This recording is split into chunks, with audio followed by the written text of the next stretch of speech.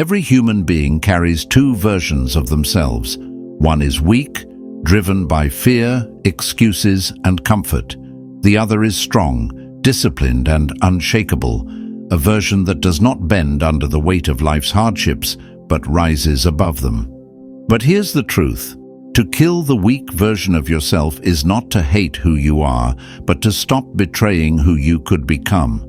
To break the chains of comfort and walk into the fire of transformation, not because it's easy, but because it's necessary.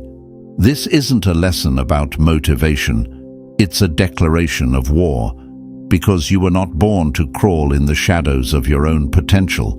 You were born to rise, to fight, and to conquer yourself.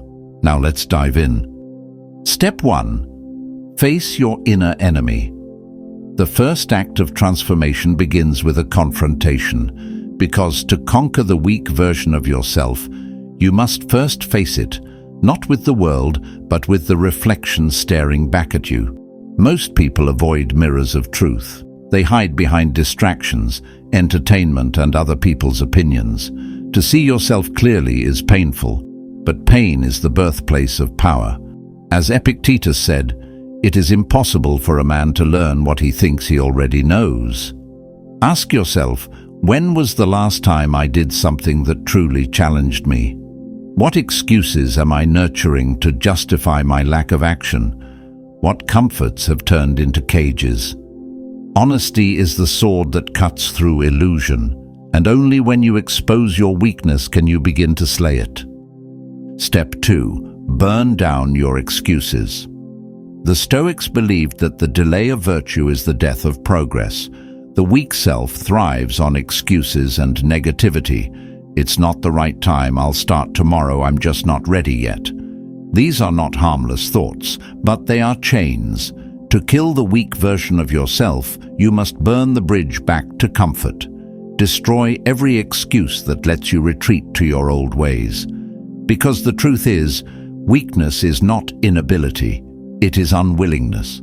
Start by taking one hard action every day that the old you would avoid. Wake earlier, speak your mind, choose discomfort over ease.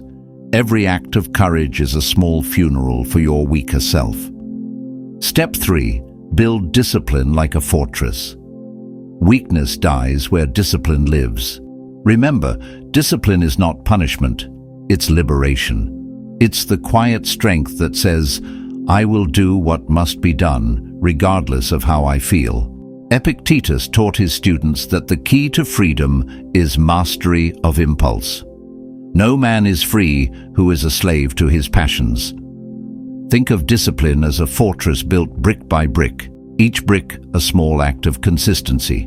When you wake early, when you finish the workout, when you choose learning over scrolling, you place another stone on the walls of your inner citadel. Each moment of resistance strengthens your mind, the way lifting weight strengthens the body. Pain is not your enemy, it is your training partner. Step 4. Live by values, not feelings. Let me be honest with you. The weak version of you lives by mood, but the strong version lives by principle. When you choose to act only when you feel motivated, you become a puppet of emotion. But when you act according to what is right, you become unshakable. Seneca reminded his students, a gem cannot be polished without friction, nor a man perfected without trials. To kill the weak self, anchor yourself to your values, integrity, courage, humility, and perseverance.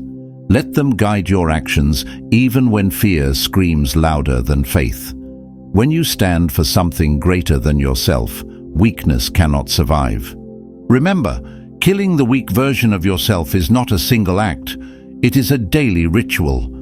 Every morning you wake to the same war.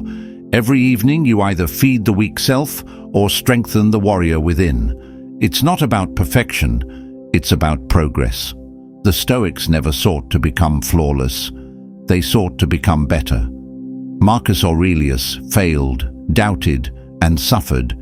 Yet every day he wrote to himself reminders to return to virtue. That's the secret. The strong version of you is not fearless. It simply refuses to bow to fear. When you live with this mindset, your life transforms. You stop begging for an easier world and start building a stronger soul.